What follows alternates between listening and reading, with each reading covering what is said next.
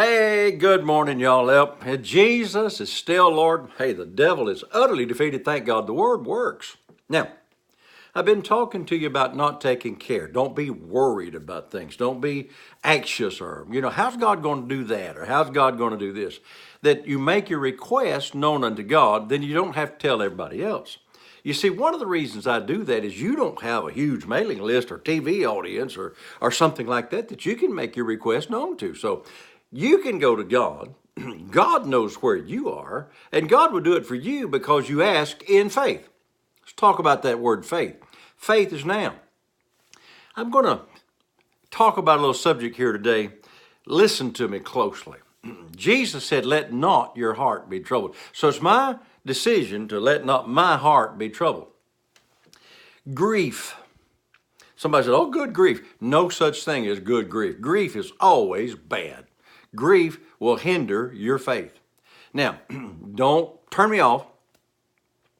I don't know what it's like to have lost a close loved one, and I believe I never will.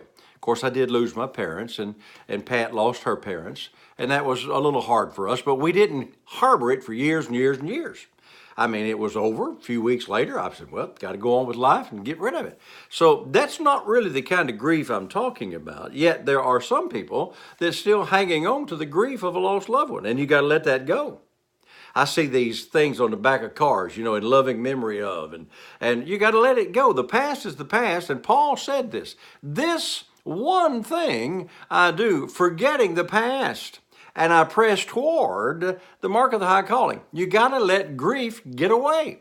So if you got a problem that you're hanging on to something, hey, just let it go. It's not doing you any good. It's not helping you. It's really a big hindrance to your life. But now watch this. I want you to get this. I want you to hear it.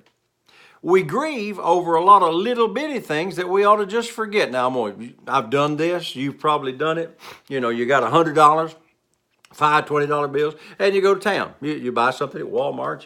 You stop someplace else. You get something. You have to get some gas for your car. You buy $20 worth of gas, and you bought maybe $15, $20 worth of groceries or whatever you needed at Walmart. And you get home and you kind of pull out your money clip or your wallet, and you go through it. I've only got $40 left. Now I remember getting the $15 for groceries, but what else did I spend? And you sit around. Oh, I have lost $20, and you'll grieve over that $20 for hours, trying to figure out where'd that $20 go. And finally, late in the evening, you say, I bought $20 worth of gas. And you feel all good again because you figured out, you did get some benefits out of that $20. Grieving over that $20 will keep you from moving forward because all you want to do is say, what did I do with that $20? Did I lose it? Did it fall out of the car? Did it fall out of my pocket and I lost it? Listen, grief is not thinking that you got the full benefits of what you thought you had. Come on now, this will preach. A lot of times people look at their past and they think, well, I didn't have such a good past. Well, neither did I. But I want to tell you something. Watch this. This is big.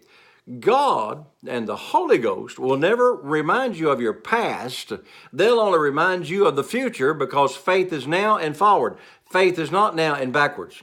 So if you're being reminded of some failures, you can bet that it wasn't God that reminded you of it. It was the devil trying to get you to grieve over the mistakes you made. Pat and I went on a vacation years ago now, 10 years, 15 years ago. We went over to the Bahamas to a little island called Abaco.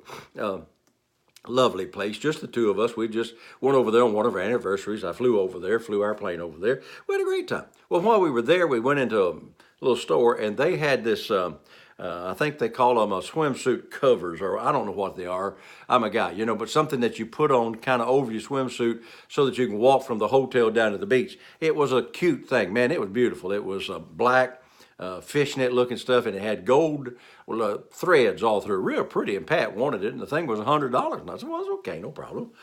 She liked it. It looked good on her, and so we bought it. Well, we came back home, and the next week, I happened to go into Walmart for something, and there was the exact swimsuit cover. I'm talking about same name, brand, and everything, hanging on a rack as we walked in. I said, oh, that looks just like the one we bought over in the Bahamas. And she looked at it, she said, it is. It's just like it. I said, how much is it? She said, $9.99. $10. I agreed for years over the $90 that I lost in the Bahamas, not realizing that the money that I spent in the Bahamas brought me joy at the time. And I was, all I could think about was, man, if I had bought that over there, I could have bought it over here for $10. Might not have found it over here for $10. The point is, the grief was keeping me from having joy. The grief was keeping me from enjoying the blessings of God. You can't afford it. You got to get rid of it. I'm going to talk about this again tomorrow, saints. But you can't let grief control your life. No such thing as good grief. It's all bad grief. Got to go. Have a great day. And until I'm with you tomorrow, saints, remember, Jesus is Lord. Thank God the word works.